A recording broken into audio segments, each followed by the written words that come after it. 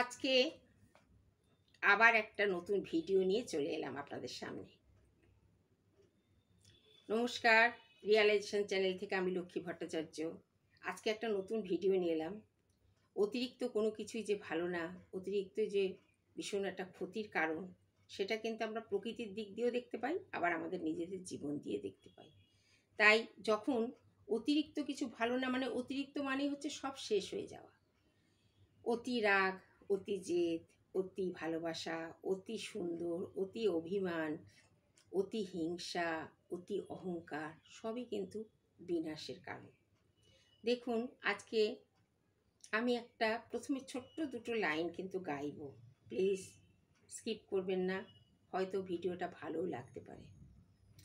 বরিশধারা মাঝে শান্তির বাড়ি, শুষ্ক হৃদয় লয়ে আছে দাঁড়ায়ে, ঊর্ধ্বমুখে নরনারী।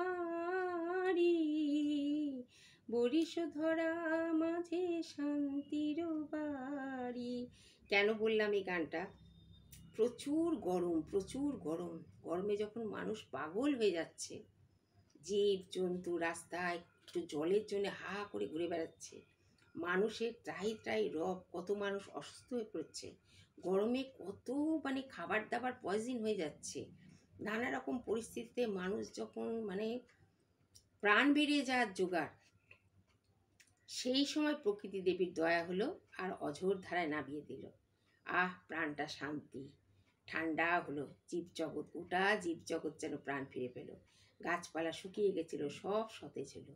প্রকৃতি তার খেয়ালিপনাতে চলে। এই বর্ষণ যখন অতিরিক্ত হচ্ছে, তখন কতটা ক্ষতি হয়ে যাচ্ছে। ঠিক গরম অতিরিক্ত হলে যেমন ক্ষতি হয়, অসহায় হয়ে যাচ্ছে মানুষ, কত কিছু ভেসে যাচ্ছে, প্লাবিত হয়ে যাচ্ছে, কত মানুষ বেঘর হয়ে যাচ্ছে। রাস্তার ধারে, পথের ধারে, স্টেশনে প্লাস্টিক দিয়ে যেসব ঘর করে আছে, তারা কত অসহায় হয়ে পড়ছে। তাদের ছোট ছোট শিশুদের নিয়ে কোথায় যাবে ঠিক পায় না। ঠিক এই রকমই মানুষের জীবনে, প্রকৃতি তো তার খেয়ালে চলে, তাকে তো আমরা আটকাতে পারবো না, কিন্তু মানুষ তার এই অতি শব্দটাকে কিন্তু আটকাতে পারে। অতি রাগ, অতি জেদ, অতি অহংকার, এগুলো যে মানুষের জীবনে কতটা সর্বনাশ ডেকে আনে, তার কিছু প্রমাণ আমরা রামায়ণ মহাভারত দুটোতেই কিন্তু পাই। সংস্কৃতে শুক্তি রত্নাবলীতে একটা শ্লোক আমরা পড়েছিলাম, অতি দর্পে হতালঙ্কা, অতি মানে চকৌরাবা, অতি দানে বলিবদ্ধ, সর্বমাত্রান্তর গর্হিত। অতি দর্পে হতালঙ্কা মানে এত দর্প অহংকার ছিল রাবণের, যে লঙ্কার রাজ্যটাই তার বিনাশ করে ফেললো, নষ্ট করে ফেললো। আর কৌরব বংশ ধ্বংস হলো কেন? অতি মান সম্মান আর লোভের জন্যে। এদিকে আবার কর্ণকেও কিন্তু আমরা একটা জিনিস দেখি, কুন্তির ছেলে কর্ণ কুমারী অবস্থায় তার জন্ম বলে সে প্রতিষ্ঠা পাওয়ার জন্যে এত বেশি অ্যাগ্রেসিভ হয়ে গেছিল যে দুর্যোধনের সাথে, ওই পাপী অধর্মের সাথে হাত মিলিয়ে সেও কিন্তু বিনাশ হয়েছিল।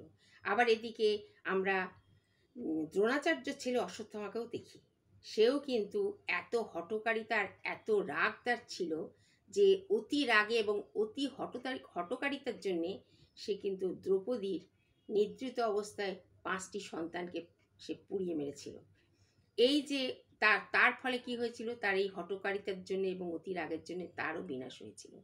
তাই কোনো জিনিস কিন্তু অতিরিক্ত ভালো না। অতিরিক্ত রাগে কিন্তু সর্বনাশ হয়ে যায়, অতিরিক্ত অহংকারে কিন্তু ধ্বংস হয়ে যায়, অতিরিক্ত শব্দটা জীবনে কিন্তু বিনাশ ডেকে আনে। তাই সঠিক পথে চলার প্রবণতা, আমি প্রথমেই একটা কথাই বলেছিলাম যে অতিরিক্ত জিনিসটা যেমন ক্ষতিকর, তেমনি আবেগ দিয়ে চলাটা হচ্ছে, আবেগের মধ্যেই কিন্তু অতিরিক্ত শব্দটা লুকিয়ে আছে। আবেগ দিয়ে চললে, আবেগ হচ্ছে অহংকার, আনন্দ, ভয়, এগুলো কিন্তু আবেগ। এগুলো দিয়ে চলা মানে বিনাশ ঘটে। আর যদি বিবেক দিয়ে চলেন, তাহলে কি হয়, আপনার সঠিক রাস্তা খোঁজার প্রবণতাটা তৈরি হয় এবং বিচার করার ক্ষমতাটা তৈরি হয়।